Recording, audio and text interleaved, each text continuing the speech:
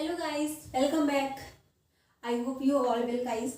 आज की वीडियो में हम देखेंगे स्वयं और स्वयं प्लस में क्या क्या डिफरेंस होता है, ये दोनों एक दूसरे से क्यों अलग होते हैं, तो इसके बारे में देखेंगे। हमने आपको इससे पहले स्वयं के बारे में बता दिया था, मोक्ष के बारे में बताया था, और स्वयं प्रभा के जितने भी 10 कोऑर्डिनेटर्स है उसके फुल फॉर्म, उसके काम क्या होते हैं, वो सब मैंने आपको बता दिया था। तो इस वीडियो में हम देखेंगे कि स्वयं में क्या क्या इनिशिएटिव्स हैं एंड स्वयं प्लस में क्या इनिशिएटिव, क्योंकि गवर्नमेंट का 17 के बाद तो हमारा ये स्वयं आया था, उसके बाद उन्होंने 20 के बाद इन्होंने स्वयं प्रभा को लॉन्च किया, स्वयं प्लस को लॉन्च किया। तो उसमें क्या क्या इनिशिएटिव्स हैं उसके बारे में हम देखते हैं। सबसे पहले ये होता है स्वयं में क्या होता है। स्वयं में तो हमने देखा था कि एक्सेस, इक्विटी एंड क्वालिटी, यानी कि आपको पहुंचनी चाहिए और क्षमता होनी चाहिए, जिसको जिस तरह की एजुकेशन चाहिए उस तरह से आप ले सकते हैं एजुकेशन। एंड क्वालिटी मतलब उसमें गुणवत्ता होनी चाहिए, जितनी भी आप जो भी आप एजुकेशन ले रहे हो उसमें गुणवत्ता होनी चाहिए, यानी कि क्वालिटी होनी चाहिए।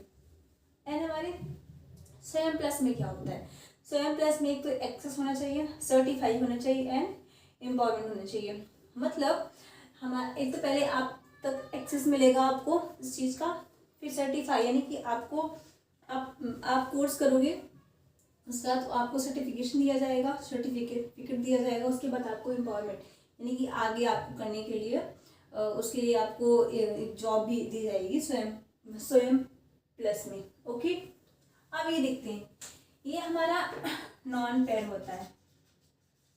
ओके, ये नॉन पेड होता है, बट ये सम नॉन मतलब सम पेड भी होता है, कुछ इसमें पेड क्लास होते हैं और कुछ नहीं होते हैं। ओके, अगर आप इसमें जाएंगे इसके वेबसाइट पर, तो आपको कुछ जो कोर्स हैं वो आपको पेड रहेंगे, आपको पेड करके उसमें आप इन्वेस्टमेंट करेंगे।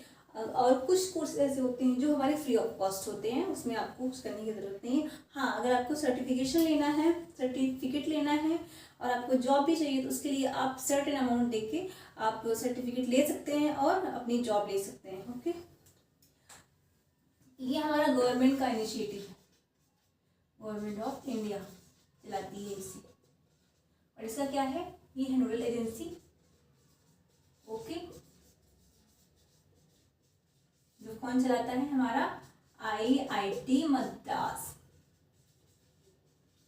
ओके, अब इसमें क्या है, ये IIT मद्रास चलाता है, इसे कौन चलाता है, ये तो हमारा गवर्नमेंट का इनिशिएटिव है, हमारी नोडल एजेंसी है, इसका एक ही है सेंटर पॉइंट है, ये सिर्फ मद्रास में चलता है स्वयं प्लस, और इसको चलाते हैं 10 कोऑर्डिनेटर्स।